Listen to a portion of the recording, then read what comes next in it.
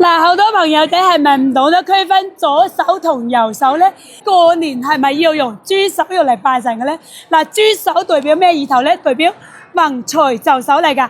嗱，我哋咧拜神係咪要選擇右手先會大吉大利啲呢？所以咧，懂得朋友仔咧都會選擇右手用嚟拜神嘅。嗱，今日咧葉妹生教程教大家點樣去區分左手同右手啊？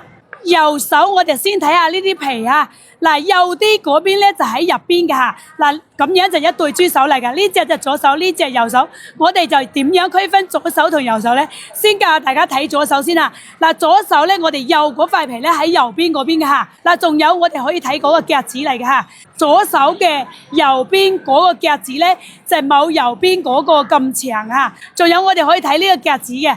嗱呢個夾子都一樣嘅嚇，嗱呢個咧左手咧就左邊長啲，右邊嗰個夾子咧佢就會短啲，所以咧我哋左手就係咁樣區分嘅嚇，就係左邊呢邊咧佢塊皮咧就幼啲嘅，嗱睇到呢邊就冇咁幼嘅嚇，嗱呢邊幼啲嘅，嗱仲有我哋可以睇夾子嚇。嗱右手佢嗰個夾子咧，佢會長啲嘅，呢個夾子咧佢就會短啲嘅，所以咧我哋睇夾子都可以區分到左手同右手。大家懂得未？未懂得可以喺評論區問葉妹。